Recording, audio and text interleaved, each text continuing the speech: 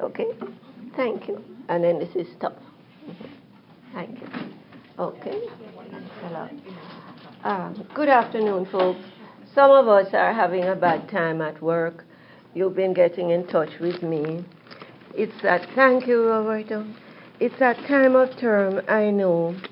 Time of year. Remember at the beginning I said to you that the term ends and the year ends around the 15th of November.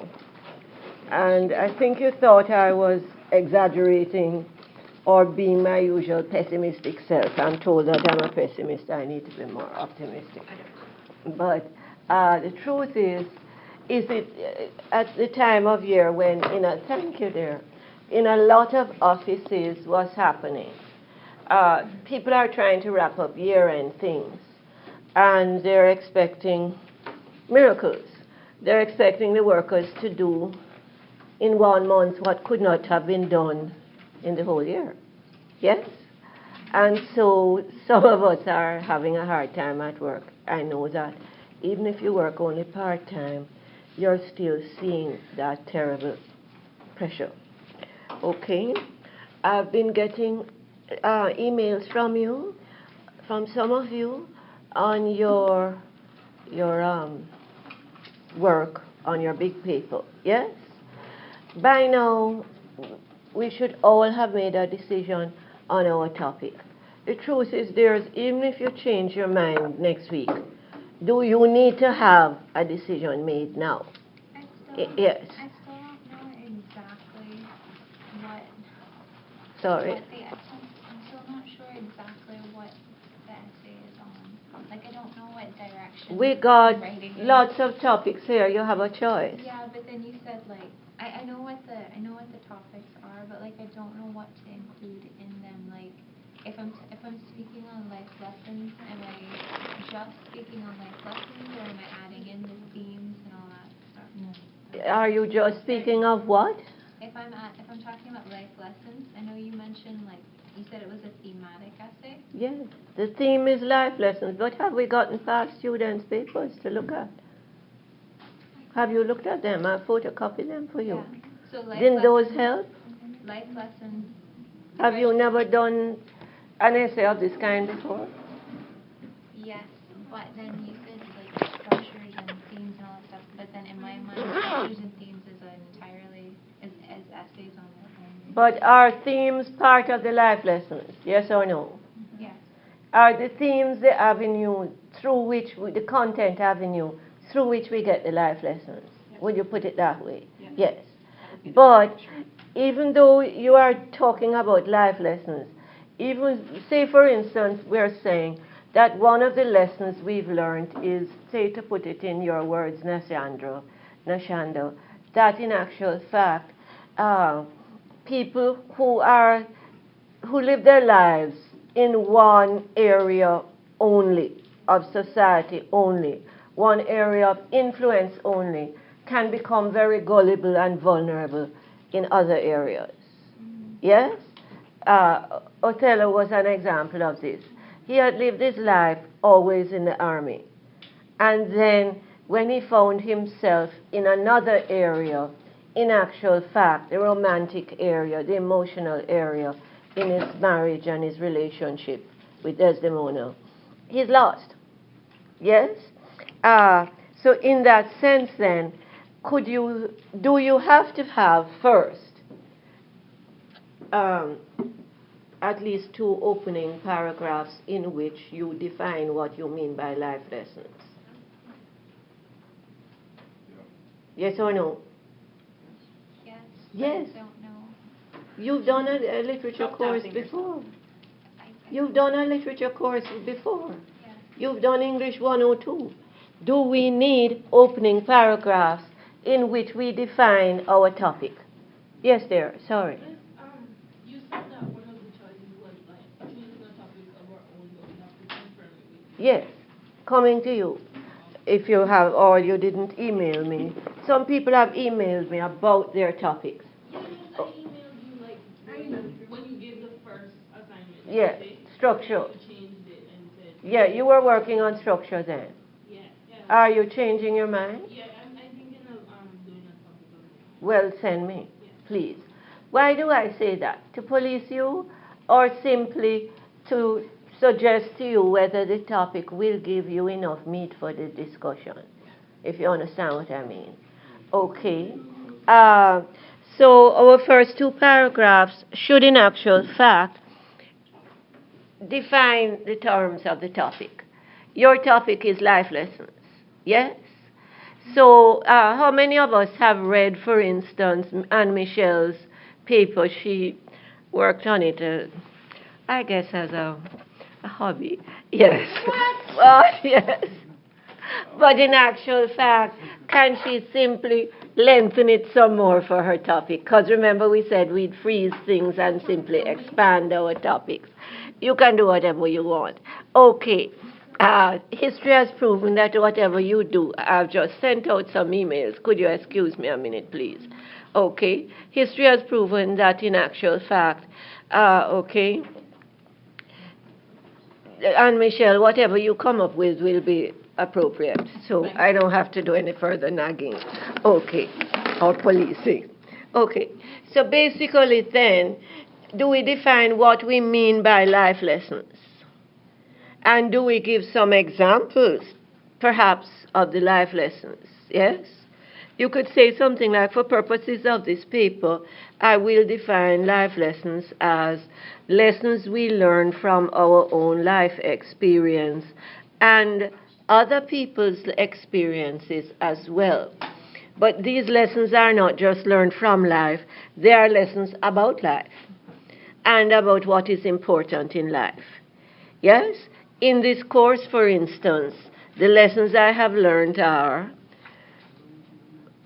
one must be aware of the existence of the personality called the psychopath and the nature of the psychopath. One must be aware of the difference between love and lust.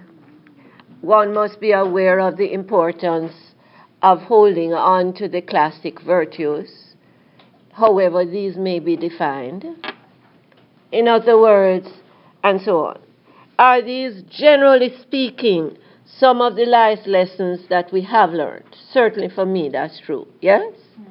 In other words, for instance, we had read about the psychopath before when I was doing my PhD research. But when I came back and reread Othello, worse yet, when I came and saw the movie version, is that when the full blast of the meaning of the psychopath, that expression, came home to me. Exactly. And for each of those life lessons now, are you going to necessarily follow up with at least one discussion paragraph? Yes or no? Of course. Can we further discuss life lessons? That these are not just lessons about life. They are lessons learned from other people's lives that are captured for us through literature or the film. But they are also points of guidance in our own life experience, which may be very, very different from the life experience of the characters on the screen or in the books. Yes? But nonetheless, they are worth remembering. Yes? Can we bring in the timelessness and human universality aspect as well when we're discussing life lessons? Mm-hmm. That life lessons, therefore, are also elements from which we learn that have a timeless quality. They are universally applicable. As much as Beowulf needed to understand that cleverness wasn't just a habit of knights. It was a life-saving virtue. And it was a virtue which would actually preserve the happiness in his own future. As we saw this in Beowulf's experience, and we saw cleverness saving the life of Sir Gawain, do we see today the human universality of how important sexual integrity is, not just in women, because society is always telling women that they must be virgins, they must be nice girls, they must be nice ladies, blah, blah, blah. We know all of that. But in actual fact, yes, does Gawain's experience or does Beowulf's experience bring home to us a very modern message, Kyle, are you with us, that says what? To men, that sexual integrity can actually save your life. And it can also preserve your chances of happiness in your personal life. That sexual integrity, in other words, is not just a female virtue. Okay, is this helping, my friend? In other words, if we discuss what are the life lessons in detail, can we happily fill up the first 2 pages of the essay? And then, of course, you can say, for purposes of this essay, I will discuss in detail the following.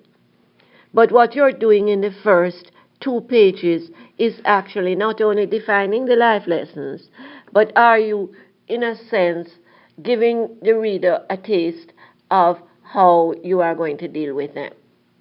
Yes or no?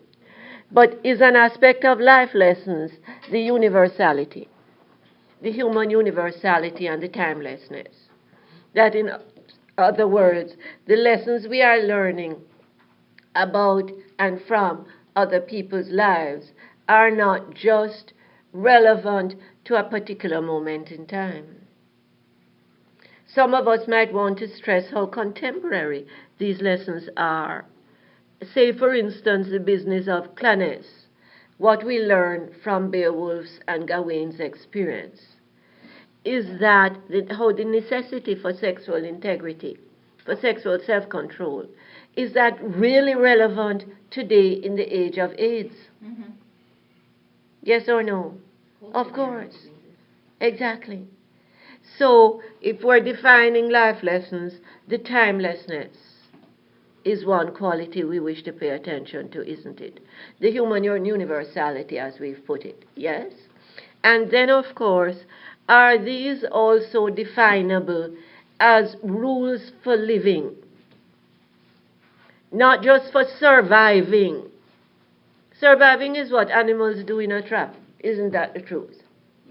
They try to survive as best they can. Yes? Animals in captivity. But are life lessons also definable as rules for living well? For living, as the Bible puts it, and not only the Bible, life more abundant. And does that lead us into your essay topic that you came up with, Anne Michelle? The purpose of a life well lived is to what? Have a purpose. Could that be one of the life lessons? Yes or no? Of course. Do we see, for instance, Gawain as a man with a purpose? His first purpose is to be Mary's knight and to live up to the golden rules of the knightly virtues. Yes? That's his first purpose. Then does he have another purpose, quite deceptively handed to him by the Green Knight? To keep his word and meet the Green Knight at the Green Chapel in a year's time, to take a blow from a man who was able to pick up his head and put it under his arm and jump on his horse laughing and ride off laughing. This is no small mission, because as we said early in the day, Gawain knows and we know that he can't put his head back on and get back on his horse when it is cut off. So are we looking then at this concept of a purpose? Yes? Life lived with a purpose. That we should have a purpose in life, and a positive purpose too. If we are defining life lessons in that way, then who is the person who comes to mind, the character we have met and will never forget, who has a purpose, but it is not positive? Iago. Could we, in fact, quite happily do one or two paragraphs on the life lesson we learned from Iago's story about the nature of what is a desirable purpose versus an evil purpose. Yes or no? Mm-hmm. Is this helping? Yes, miss. Mm-hmm. Yeah. Okay. I think you're getting a bit overwhelmed. Am I right in believing this is the time, and I warn you, when we are more tired than we expect to be? And Exhausted. all, Beyond tired. all courses are demanding essays and demanding things that they didn't give us notice on, some of them. I've given you notice. Okay. So, can we then, does the life lessons topic become clearer? Yes or no, my friend? Yes. Yeah. Okay. Can we, well, maybe before we go back to Othello, maybe you want to throw some more topics at me and tell me the problems you're having, because on Thursday's graduation and we won't be able to have class. So one of the reasons why I came here, though I am fighting this little cold, as you've noticed, but I won't breathe on you. I don't know if it's a cold or just a sore throat, but I won't breathe any of these germs on you. I won't come too close, okay? Anybody else with questions? The final exam, is it going to be on everything? Yeah. But I think you'll actually find that there's this irony we spoke about earlier on. The final exam is usually more manageable than the midterm exam. Yeah. So you have a longer time to prepare for it. Sorry? You have a longer time to prepare for it. You have a lot more time to prepare for it. But also what? Before the midterm exam, we've actually nailed down pretty much 2/3 of the course, of the big issues of the course. Yeah. What would you get on the final exam? You get a short essay, which is an absolutely boringly predictable representation of your theme paper type, your big paper type of topics. In other words, where you're asked to discuss more than 2 works, and you're given certain topics, and you say, discuss these. One of these, you must refer to either 2 or 3 works on the course, full stop. But it actually is quite predictable. And then, of course, do we have mini questions? But will we have fewer for the simple reason we have an essay to write? In many senses, was the midterm exam, final exam preparation? Is that why we spent so much time going over it? Yeah. Is that why it was so long? Yeah. That's so hard to mark. Okay. I won't do that to myself again. I'll try and type it up in a different way, the choices. Okay. Any more questions in terms of, Nashando, you had gotten in touch with me, and sorry I didn't reply immediately, but I replied today. Yeah? You were talking about structure and themes. Okay. In many senses, are the questions on structure and themes, they're useful exam preparation, obviously. But are they the ones that challenge us to deal with the 2 levels of literature? If not equally, certainly together. Put it this way, is a skillful choice of structure going to underpin or enhance the messages or the themes, the major messages or themes? Always. And is it like the chicken or the egg? Which comes first? The writer has certain themes that he wants or she wants to communicate. Yes? Will a skillful writer deliberately select structures that not just convey these themes but enhance them, reinforce them? Yes or no? Yes. So in that, and is that what George Lukács tells us in that important essay that I talked to you about and said, if you're Lukacs, or is it Caks? You looked it up. You always look up things. I think it's Kacs, George. Kacs. Kacs. Okay, now, he has a very important essay that's been actually translated into a number of languages called The Ideology of Modernism. Yes? And is that the essay in which he lays down the form and content theory, which many other critics then and readers simply adopted because it made so much sense. Why do I keep coming back to it in all my courses, even in the composition courses? Why? Because it actually made so much sense. In other words, if you look at the written page, not just as a piece of paper with all these black marks on it, or a TV screen with, or an iPad screen with all these black marks on it. If you look at the written page as a creation of somebody's mind or imagination, yes? Are we then, of course we're aware, as Jean-Paul Sartre, remember him? We talked about him, Sartre, what is literature or what is writing? He's the one who says to us that writing or literature presents us with a dynamic relationship between the reader and the writer. As he puts it in the French, for the reader, everything has been done, but everything is yet to be done. What does he mean?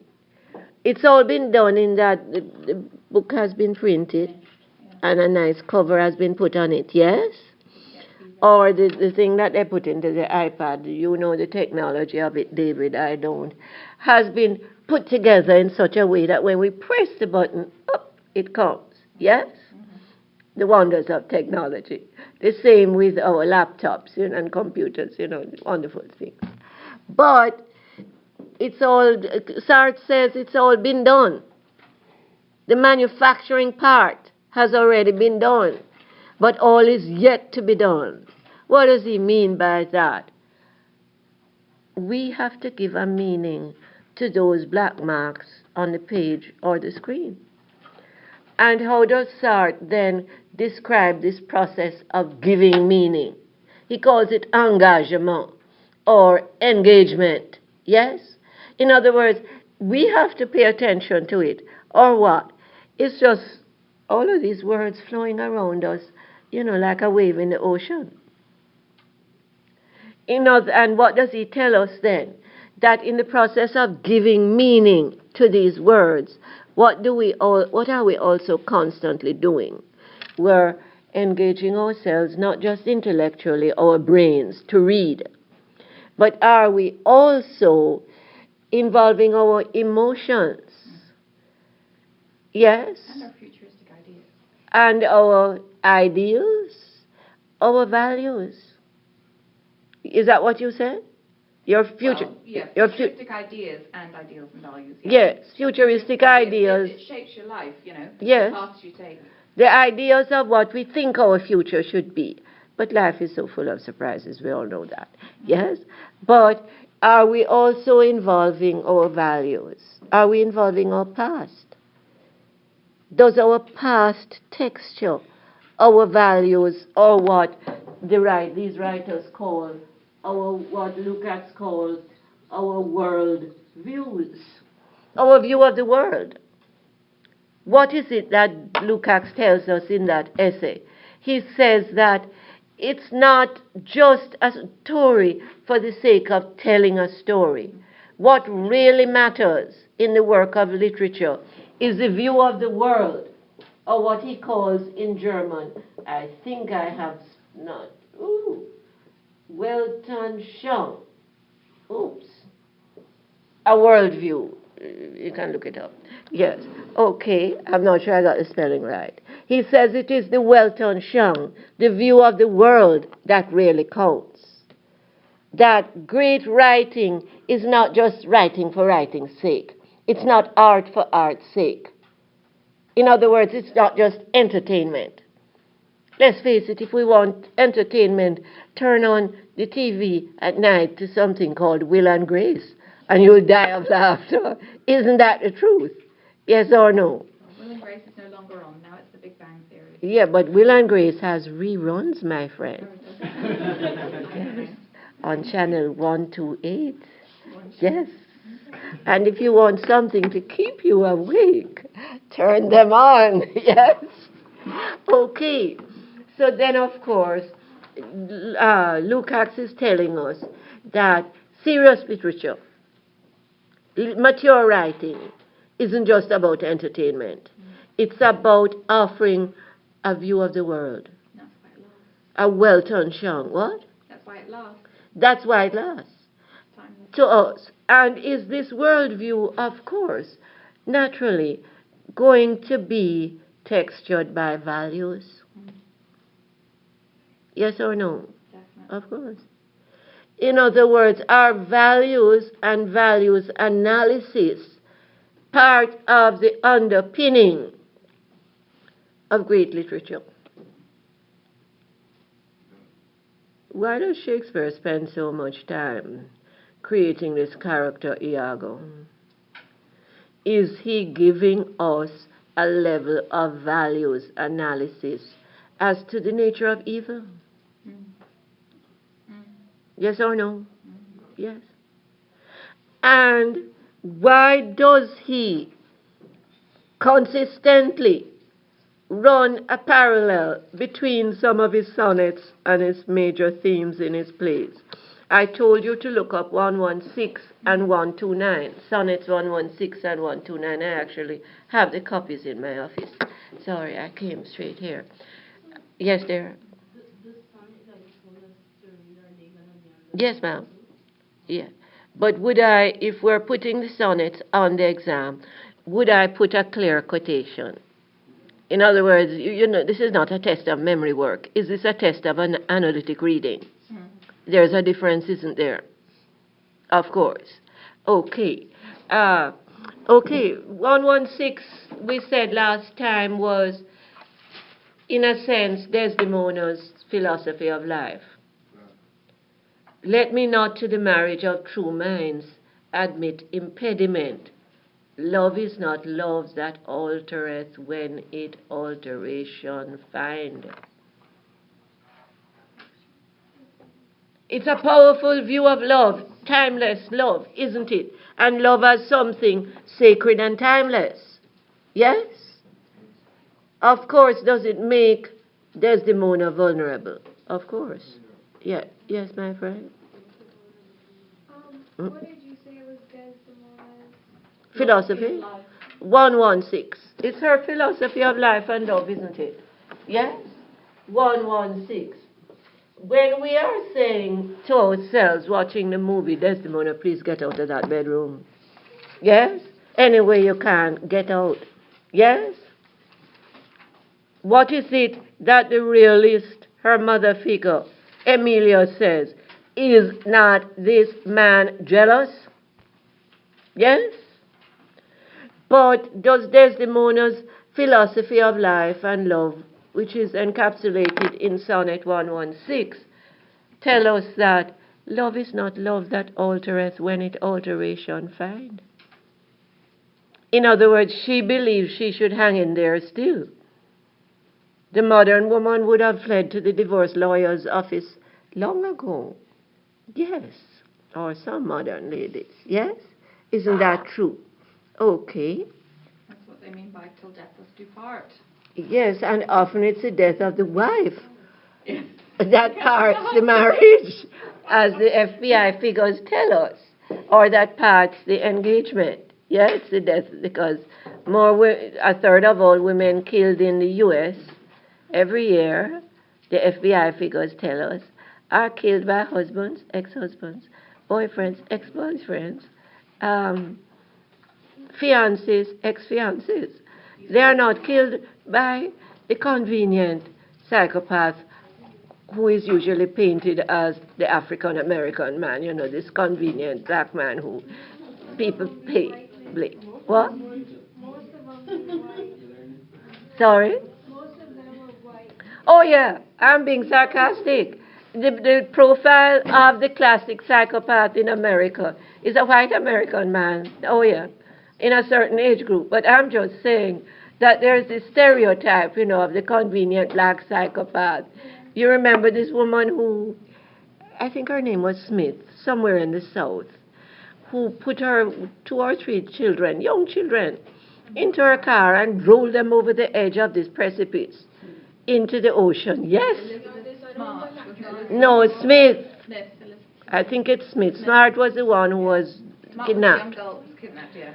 Smith. And then had the police, told the police there was this black man who kidnapped her children and took her car and took them away.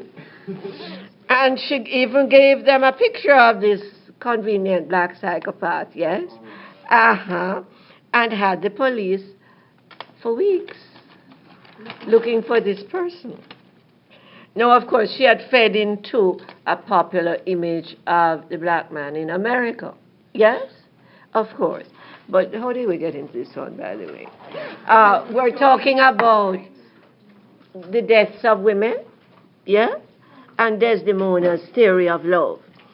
In other words, Sonnet 116 tells us clearly that love is not love if it changes when it finds change. Desdemona has certainly found some mind-blowing changes in Othello in Cyprus.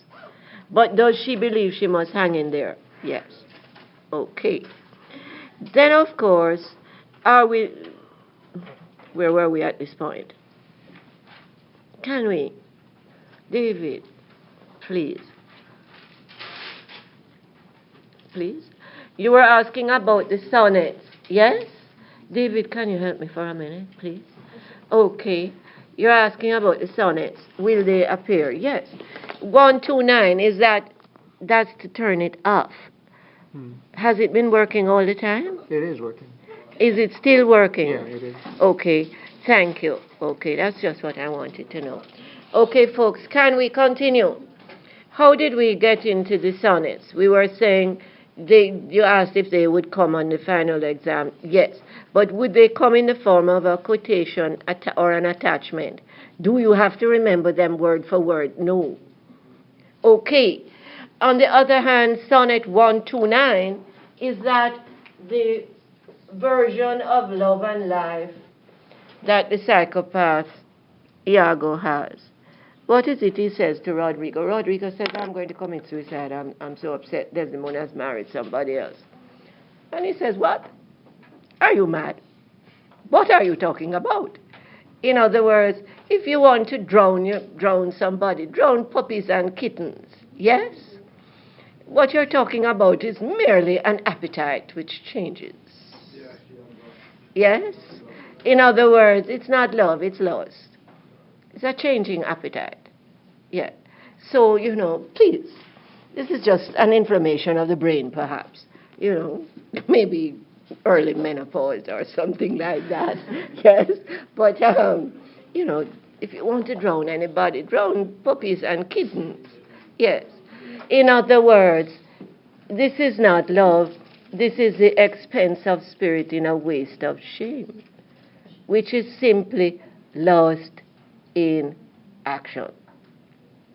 Okay, we had begun discussing, hadn't we? Challenges involved, are you with me? Challenges involved when you are doing the questions on structure and theme. Yes? Or the questions on structure. Do you face the challenge of the fact that the best chosen structures, the most memorable structures, are always related to major themes? Yes? In other words, a great writer, a mature writer, does not simply throw out the themes at us and hit us over the head with them and expect us to just swallow them. Does he or she select the structures, the methods of conveying ideas carefully? If you are offering some, and remember also Lukács tells us that the most mature content of mature, timeless literature is related to what? Values, the Weltanschauung, the view of life that a writer, or the worldview that a writer is exposing us to. Does that take us back, my friend, to your question about life lessons? are the life lessons somehow wrapped up in the level of what we've called values analysis in the work? Yes or no? Of course. Okay. So if we're talking about structure and theme, then, Nashanda, your question, does it then lead us right away by paragraph 3? Yes, by page 2, talking about the level of values analysis, the worldview aspect of the content. Would we be saying something about the fact that major themes seen in memorable, timeless literature offer us important messages or life lessons about important, timeless values? And they do this through the level of values analysis in the work, a level that is often created or conveyed by careful choice of structures. Can you tell me then, anybody, some of the structural levels that or ingredients that we've seen conveying values analysis? We mentioned last time dialogue and monologue. What is it about conversations or monologue that conversations with ourselves? Some critics call them the inner monologue. Some critics call them the soliloquy. What is it about conversations with ourselves? They give us what? An inner view? Yeah? You're saying what there? The same thing. The same thing. But it's also, taking time to pause and realize, where you are in the world type of thing. Mm-hmm. When you have that inner monologue, it's sort of internally taking in the world, figuring it out, and reacting accordingly. Or changing the way you react. Excuse me. Or Changing the way you react. You might do things. Or see things, your perspective would change. That is if it's a positive inner monologue. Yeah. What is it? I've got to say the positive one, right? Say what? Pardon me, Nashando, you were saying? It says it's honest. Sorry? Inner monologue. The inner monologue is brutally honest. Why is that, Kyle? Because sometimes. Kyle. Okay. Why is the inner monologue so honest? Caitlin or JC, you said it was honest. You can fool some people all the time. But can you really fool yourself all the time? Some people, Miss, that's why they say you mustn't trust quiet people, because their inner thoughts are just... I agree 100%. If they're too quiet, it's dangerous. Because you never get to know what's going on beneath the surface. JC, you're saying? I think people can fool themselves. Sorry? I think people can fool themselves. Until? Because, if you continue to tell yourself something, you'll start to believe it. Oh, yes. Until what, JC? Until reality And gets then, I don't know. Until reality closes in. Usually it closes in such a way that you might end up in a mental hospital. Because if you continually fool yourself and create that reality, yes, that you want, you ignore the real reality, the external reality of the real world, the objective reality, as psychologists call it, and you create your own version of reality. If you do this for long enough, as you pointed out, JC, you will act on it because you will have convinced yourself that this is how things are and should be. And then when that version of reality finally clashes with objective reality, Nashanda, what then happens? Excuse me. Depression, crime, conflict, violence, maybe what society calls madness.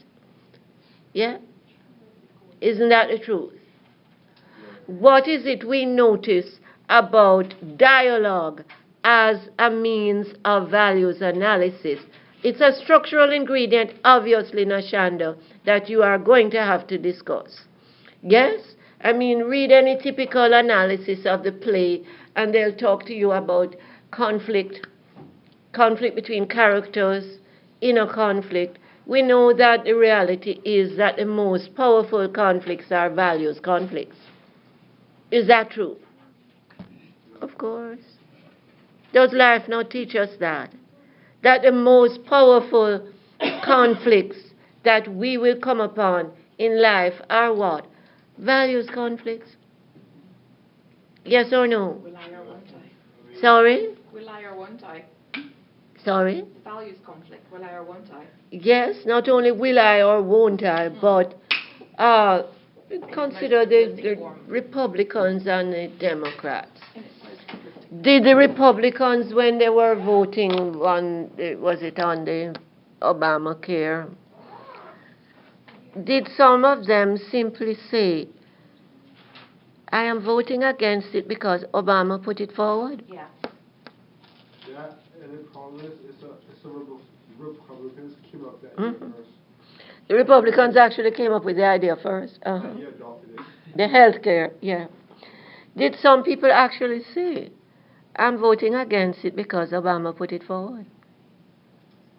Now, are you looking at a mind-blowing type of values conflict? They're not addressing the health care needs of Americans. They're simply addressing their hatred of Obama and what he represents. Not simply because he is a black man, but the total package of values that he represents, and of course because he's black. Yes or no? I mean, I view it as a race thing too, but is it also more than a race thing? Yeah, are we looking at a whole other set of values that have to do with commitment to what? Society. In other words, if you want the best for your society, do you get hung up on these personal conflicts? Clearly not. You have to rise above them. Okay, question then. If we're looking at one of the important structures connected to one of the important levels of theme or content, Nashando, and we're looking at values conflicts, what in particular about dialogue and monologue would you have to nail down? The fact that the inner monologue is, as you just put it, honest. It's often brutally honest. We get from a man who plays different roles, an amazing mix of different roles, the psychopath. We get a moment of honesty early in the work. I hate the more. Or I am not what I am. Now, these levels of honesty are, of course, shown in sharp conflict with the role that he plays in regard to Othello, the nice guy, you can trust me, honest Iago role. Isn't that true? Does the dialogue versus the monologue then, Nashanda, lead you right into that important level of values analysis, which in actual fact is very much part of the mature content of the work? Is it also part of another important level of theme in the work, the nature of the psychopath? Yes or no? Shakespeare didn't have any psychology textbooks to tell him about the psychopath, and he didn't have CSI Miami and Criminal Minds and all of these shows that show us the psychopath in action. Yes? Back in those days, if you stood back in court, you could watch it all happen in front of you. It was just like TV. Yeah. You may as well, because there was some serious nonsense went on in those times. Mm-hmm. Just crazy. And they didn't have equal rights and so on, laws. But the truth is, and human rights laws, did they? The truth is, Nashando, if you're working on structure and content, do you find yourself you can't just discuss the structures. You have to discuss the major themes that the structures demonstrated for us. Yes or no? Okay. Any more questions? Now, Shanda, you had written to me about that.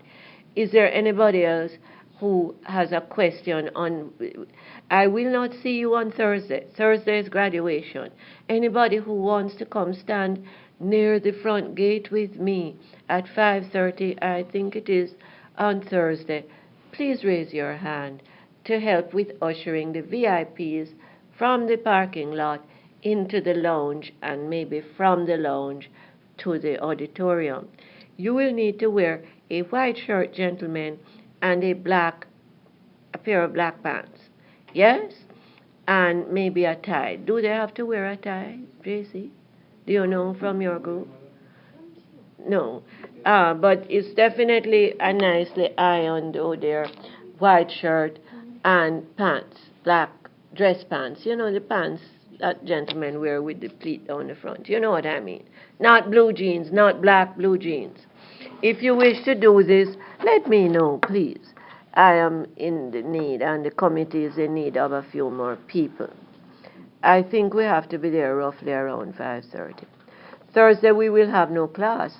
Is that why then we are hammering out some of these problems now, so that on this weekend you will continue writing? Yes or no? Anybody else with questions on a topic you've been working on? Yes. One of the topics is virtues and survival. What may be my survival? What, sorry? Virtue and survival? Yeah. Uh-huh. I wanted to know what you meant by survival. Do you have to establish your definition of survival on the first page? Yeah. Yes. But I would like to know how you have them as the scale topic. So I was wondering how you were selected. Is part of the challenge of the topic the connections between virtue and survival? I see it now. Okay. You told us, Anne Michelle, in the last essay you gave us, free of cost, yes, that the purpose of life is living life with a purpose. Yes? Obviously a positive purpose. Okay. The purpose of the psychopath, Iago's life, is living life with a purpose, but an evil purpose. Yes? But to him it's a positive purpose, because his goal is a positive. As, to us it's a negative. But as far as he sees it, he's a total narcissist, so he creates his own world. And JC, you had asked if people believe in their own lies and live by them, where does it lead? It leads down the road to psychopathy. Is psychopathy a form of madness? Yes? Okay. You're asking, my friend, if in actual fact what? Is there a connection between virtue and survival? And what do we mean by survival? As we said at the beginning of the class, we would like to distinguish perhaps between survival and living life more abundant. But are there situations in which survival is actually asking a lot? It's actually a big achievement. Yes or no? Does Gawain need to simply survive that final confrontation with his head on his shoulders? Does Gawain need to simply survive the search for the Green Knight's castle and the journey through the wilderness? Yeah. To honor his word. Without having been frozen to death? What is it the writer tells us? That even the little birds on the leaves, on the branches of the trees were frozen. They were cheeping with cold. Do not talk. Please listen. Yes, we will not have the time to do this again. Trust me. Okay. Does Gawain need to survive something else? He needs to survive the 3 visits of the temptress with his knightly virtues intact. His courtesy, He cannot afford to be obnoxious or rude to her. That would break the rules of the knightly virtue, courtesy. But does he also need to survive with his clannish intact, his sexual integrity? Yes? So are there times when survival actually is a big challenge in and of itself? When Beowulf faces the monsters, in the beginning, remember when the monster comes to visit King Hrothgar's castle? Well, also the monsters in the sea. And the monsters in the sea before that, yes. Are they physical challenges of survival? But, my friend, are there different levels of survival? Is that what some of these writers are and creative thinkers are showing us? In other words, the physical survival is one thing. Is the emotional or spiritual or psychological survival a whole other? The metaphysical survival. Put it this way, does Beowulf physically survive the challenges of the monsters and of Grendel's mother? No. But does he metaphysically, that is spiritually, psychologically, or emotionally, really survive these? In a sense, no. No. And is there something that we notice the filmmaker doing? Does Beowulf age very quickly? Does he get gray hair fast? Yes or no? And is the cost of this metaphysical? It's above the level of the physical. Yes? Do we notice that Beowulf's marriage becomes very empty and emotionally arid? Yes? I think she would have concluded pretty quickly that he Oh, went yeah. the same way as her first husband. So. Yeah, in other words, she's not done. No. Okay. So in other words then, if we're looking at survival, my friend, are we looking at different types of survival? What is ironic about the ending of Gawain's story? He has survived physically. The Green Knight says to him, what? Not many men would have resisted my wife. You are, and not many have lived to tell the tale either. And I will spare your life. You are like a pearl to a pea. Yes? Are you with us, my friends? Yes. If we are checking our phones, it's to do with the class, right? We are not checking our emails or our text messages. No. Okay. What is it the Green Knight says? You're like a pearl to a pea compared to other knights. Yes? But is Gawain satisfied with himself? He says no. I will wear this scarf, the green scarf, as I wear the scar on my neck, as a permanent reminder of my moment of weakness. What is Gawain telling the Green Knight and telling us? Remember, we are like the flies on the wall, listening and observing, that he will not forgive himself psychologically. Yes, the Green Knight has forgiven him.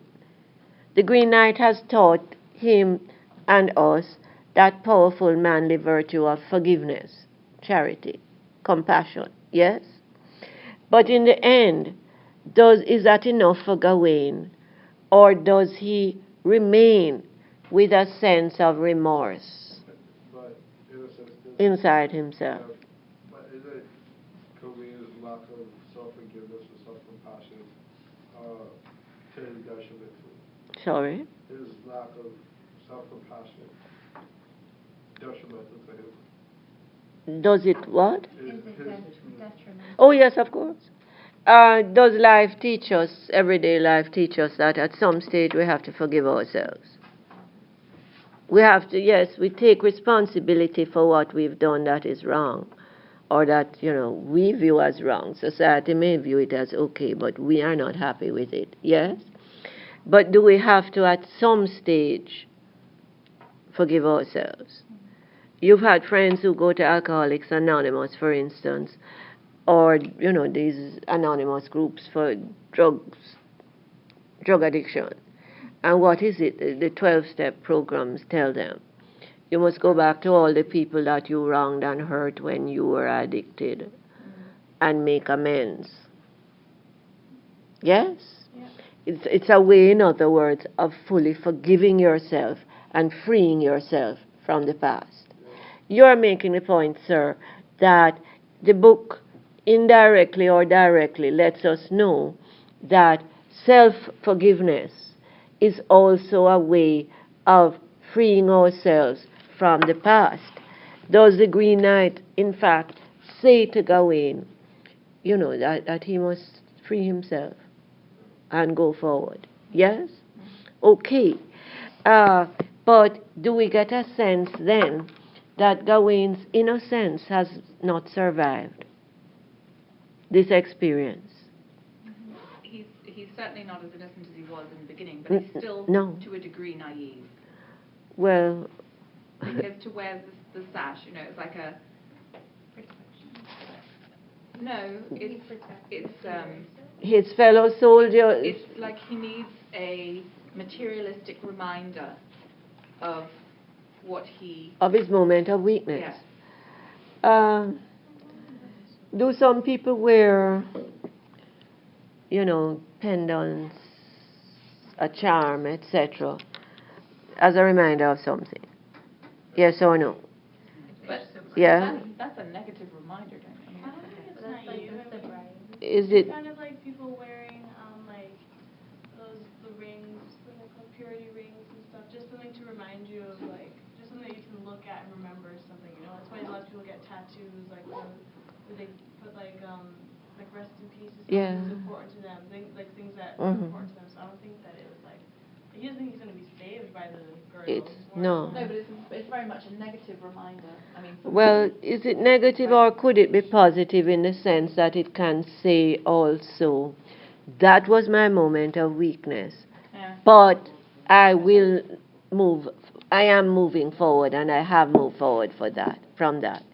Because of course, if he had not had that crisis of faith, would he have wanted or felt he needed the green sash to protect him? You understand what I'm saying? On the other hand, we can see the wearing of the green sash as a kind of statement of humility. Yes? In other words, this is a reminder of my moment of weakness. I will not let that happen again. I'll hang on to my faith. Yes? Okay. Where are we then? Are there structural ingredients that keep conveying major themes to us? If we're looking at Othello, for instance, what is one of the two big structural ingredients? We talked about one last time, the alter ego relationship, the twinning of characters. Yes? Is it more finely worked out in regard to the major twins? In regard to, say, Othello and Iago, is that alter ego relationship worked out in a very dramatic way? Both physically, in terms of the actors chosen, but also in terms of the psychological elements these characters represent. And of course, the values. Now, if we looked up, did anybody look up the alter ego relationship? ALTER. Some books will have a dash, a hyphen, EGO. Another me, another version of myself. Remember we talked about the good friends? They're so different from how we are or how we view ourselves, but yet there's this permanent bond between us. Yes? What is the message about life? Is there an important theme that constant use, Nashanda, of the structure called the alter ego bond brings across to us? Is Shakespeare telling us something? Remember, we even made the comparison with Hamlet and his good friend Horatio. Is the alter ego relationship worked out very poignantly in regard to Desdemona and Emilia? They are both women, but are they as different from each other as night and day? And yet, is the bond between them something that teaches us life lessons, my friend Ali in the front here? What do we learn? Do we learn that social and economic differences, class differences, age differences don't really matter when it comes to true loyalty and true friendship and true charity? Yes or no? We've seen that Emilia is a working class woman. She's very experienced, overexposed to the nasty world, the nasty side of the world. Yes? Desdemona is coming from this overprotected upper class background. But in the end, do we see these two characters bonded with a kind of fierce loyalty that in actual fact makes Emilia give her life to protect Desdemona's reputation? Is Shakespeare then using the alter ego relationship as a structure, Nashanda, to convey to us these important messages about how important human bonds are, and how there are certain human bonds that transcend all the so-called differences between us? Or is it Mr. Obama is fond of putting it, that the things we have in common are far more powerful than the things that separate us? Yes or no? Are we seeing that? Does the same apply with Cassio and Othello? On the surface, Othello is this very disciplined professional soldier, yes, and experienced man of the world. And on the surface, when we meet Cassio first, we see him as a kind of weak butterfly kind of person, yes? Ladies' man with a weakness for alcohol, yes? But by the end of the work, do we see his bond with Othello as a timeless bond of friendship? Yes? And forgiveness, of course, and charity. Okay, let me throw a question at you then. If we're thinking in terms of structures and themes, what about the very obvious structure of setting our environment as metaphor? We've said that all of the negative things in the book happen in Cyprus. Breakdown of trust, breakdown of love, breakdown of friendship, breakdown of marriage, suicide, murder, treason, treachery, the whole works. Yes? Whereas in Venice it was a time of family life, love, romance, commitment. Yes? What is Shakespeare doing with these structures? Showing us the two sides, the dualism of it. He's showing us the dualism of life, the two sides of life, which can often be symbolized by what? Our actual physical environment. Yes? Let me ask you this, if you're thinking in terms of modern life. Is it true, for instance, that a physical, you know this man, what was the book he wrote? What is Talent? No, Malcolm Gladwell, wasn't it, the book called The Outliers? Outliers, yeah. Yeah. Or What is Talent? Yes? Talent is overrated or something like that. If you look up Talent, it's a big bestseller still. What does he tell us about talent? That talent is not as inborn and genetic as we may assume. But talent takes a lot of practice, hard work, but it also takes a supportive environment. It's a book about talent. It's not the outliers. Is it called Talent is Overrated? Who has their magic phones? I can't remember the name of it. It was a big, big, big book. It's called. By Malcolm Gladwell. Is it Malcolm? I'm not sure if it's Gladwell. It's about talent. It's either talent is overrated or something like that. It's one of the big, big blockbuster books of the last 2 years. And that sounds like a Ken Robinson title, doesn't it? Yeah, but that's not the exact title. If you look it up under talent, you'll find it. What else do we learn about talent from this big blockbuster book? He insists that though we tend to assume that talent is, innate, you're just born a genius, you're just born this wonderful golf player.